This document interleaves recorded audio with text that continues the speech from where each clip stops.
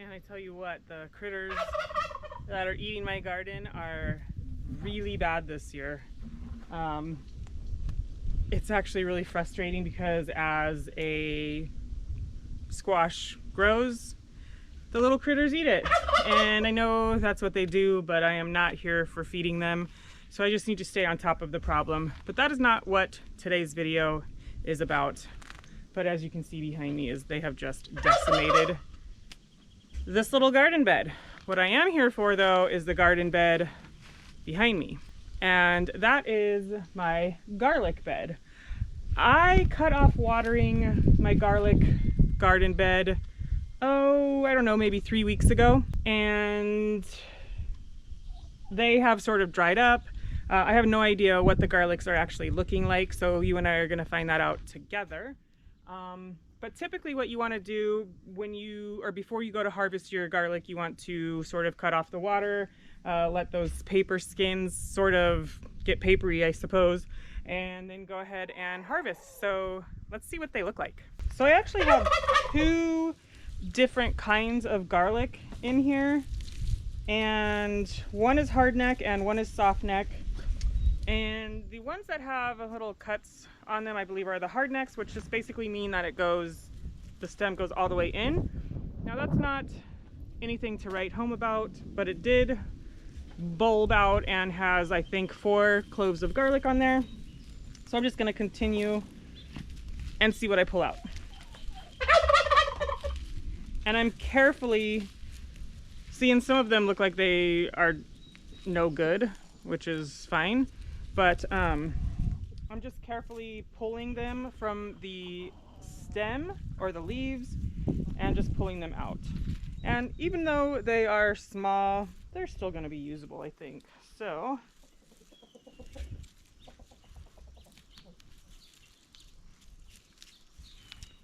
I'm going to get these pulled out and then I'm going to show you what I'm working with.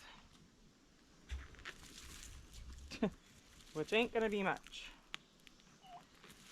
Oh. That one's not too bad.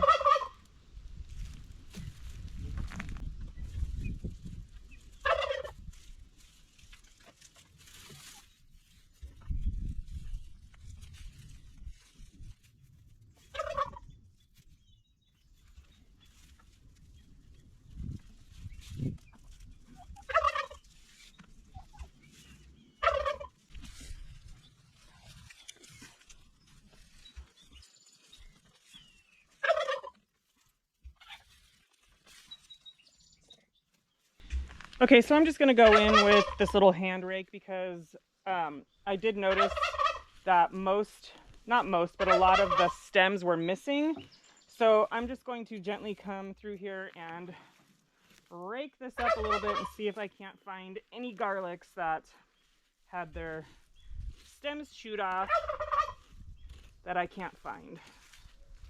So I know it's not a lot of garlic, but it's some garlic.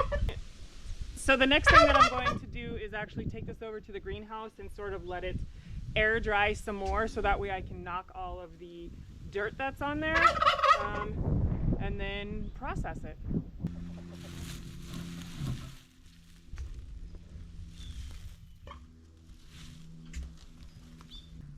So my tripod just broke, so I'm going to try and figure out how to do this on 2 legs. But I need to, there we go. Okay, I got you kind of propped up on one of the shelves over here. Like that, because it's broken. But I have some space over here in this area that I am just going to take my garlic and just lay it out so that there is airflow. And I'm really gonna hope that mice don't like garlic so much to where that they won't even bother it while it's curing. But yeah, like I said, I'm just going to lay it out and spread it out so that there's airflow, and then I have all of these little ones that had no stems on them when I was looking for them. So I'm gonna also just put those up here so they can dry out. So hopefully this is going to cure, because like I said, I cut the water off to this quite some time ago, so hopefully it'll cure, you know, relatively soon, and I can then process it and see if any of it is salvageable. So this is the garlic after it has been sitting for, I guess maybe a week, and it is pretty dry, and these outer leaves or paper skins are coming off pretty easily, which is great. This one is sticky, gross. But I was going to process these, but I decided against that because there's just not very much of it here. So the ones that are good enough to keep and don't have the stem or the leaves still attached, I am just going to use those up. The rest of these I am going to somehow attach them to the string. This is the string that I used for last year's garlic, but I think I can just braid the string onto the leaves. So I think the first thing I'm going to do is just come in and grab all of these little not singletons, but the broken ones, and separate those out. And then anything that's worth saving, I might just kind of peel the paper back just a little bit to see what it looks like underneath, because I want to keep that paper on there, just to make sure that they're good.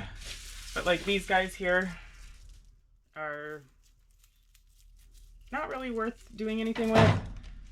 So I'm just gonna come in here and separate these really quick, and then I will braid them together.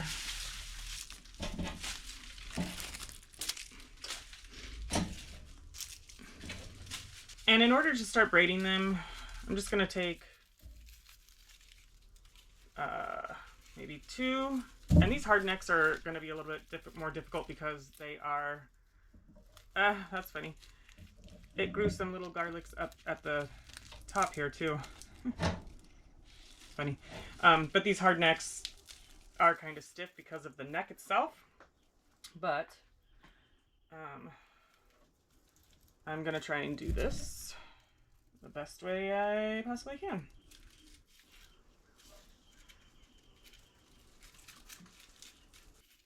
And I'm gonna try and get this string to wrap in there. I don't know if it's gonna work or not, but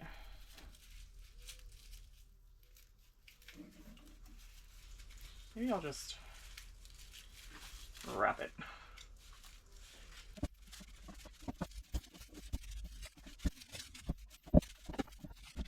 Okay, and there I have my hanging thing of garlic. I'm just gonna leave it in here. It's what I did last year, so I just kind of had it hanging here. The string is not quite long enough to do so, but I will figure it out. Like,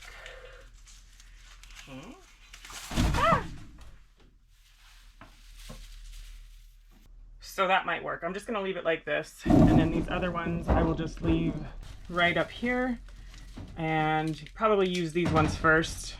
So now I gotta decide if I am going to pull these onions.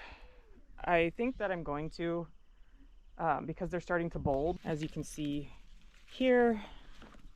And once they do that, there's pretty much nothing left to do with them.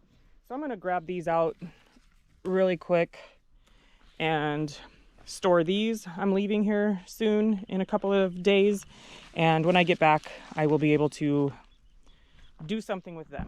And what I like to do with onions, especially if they're going to be small like that, is just cut them all up and then freeze them in little packets. That way if I'm making chili or something, I can just grab them out of the freezer and toss it right in, and it's ready to go. And typically what I like to do with my onions, as well as I do with the garlic, is I like to dry them out, but I just didn't cut off the water to this section, so hopefully they'll be fine.